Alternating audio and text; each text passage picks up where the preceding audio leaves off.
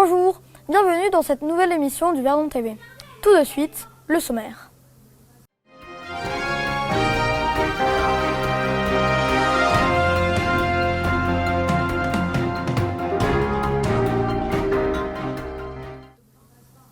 Nous vous avons préparé une compilation de petites bandes annonces sorties tout droit de notre studio.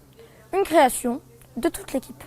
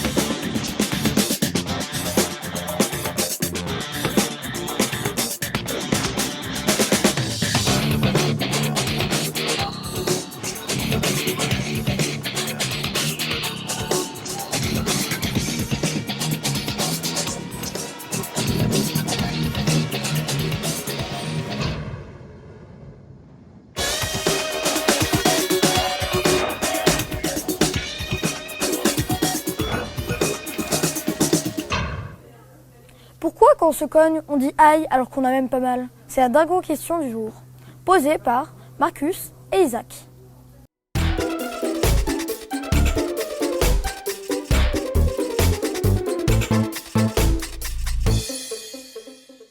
Pourquoi dit-on aïe alors qu'on se cogne alors qu'on n'a pas mal?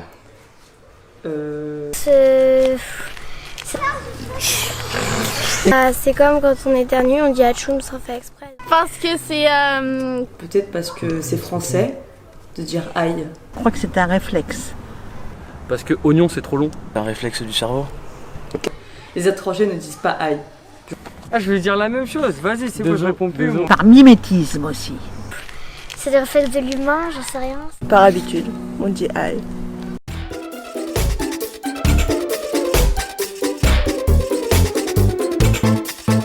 Ah, je vais dire la même chose, vas-y. C'est Ingrid qui répond aujourd'hui à nos questions. Une interview réalisée par Julie. Bonjour Ingrid. Bonjour. Aujourd'hui je vais t'interviewer. Alors est-ce que tu fais des études? Oui, alors je suis étudiante en deuxième année de droit, je rentre en troisième année en septembre.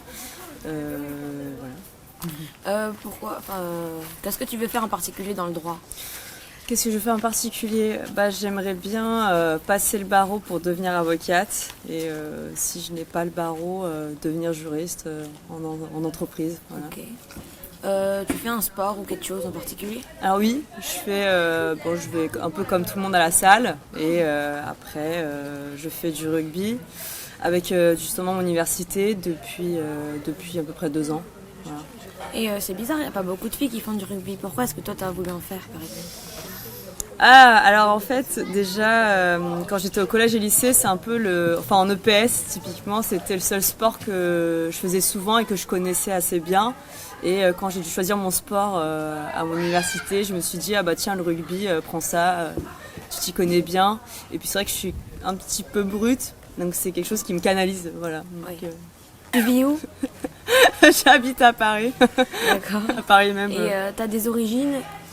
Oui, mon papa est islandais et ma mère est française. Voilà. Tu as déjà visité l'Islande? Ah non, non. J'aimerais bien, mais pour l'instant non. Enfin, est-ce que tu as fait des voyages, mis à part la France, enfin, à part des villes en France? Ah bien sûr, j'ai fait le continent américain, je suis aux États-Unis, je suis allée aussi un peu en Amérique latine.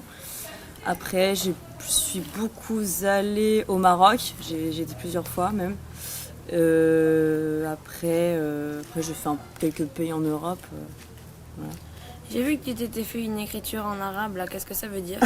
Ah, je pensais pas à cette question en pleine interview. C'est un hommage à ma famille. Bon, c'est très personnel, c'est un hommage à ma famille et je l'ai écrit en langue étrangère c'est une question surtout esthétique. Ok. T'as un animal en particulier? Enfin, que t'aimes bien? Un animal que j'aime bien? Ouais. J'aime bien les girafes, j'aime bien aussi les singes et voilà. Ok. Si tu devais changer une seule chose dans le monde, ce serait quoi? Oh, j'y ai jamais vraiment pensé. Je pense il faut changer beaucoup de choses, c'est compliqué. Une chose en particulier? Moi, je pense qu'il faut surtout s'adapter. C'est quand même compliqué de changer un monde. Enfin, c'est ma vision en tout cas des choses. Donc, Et t'es plutôt pain au chocolat ou chocolatine? Ah bah à Paris, la question elle se pose pas, c'est pas au chocolat, Ah, moi, c'est clair. chocolatine. Non, c'est clair. Donc, Merci. Je te dis à tout à l'heure du goûter. très bien, merci pour cette journée. interview.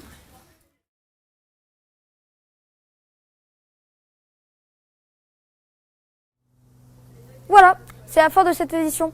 Merci de nous suivre tous les jours et pour les commentaires que vous laissez sur la chaîne, nous vous donnons rendez-vous demain à la même heure.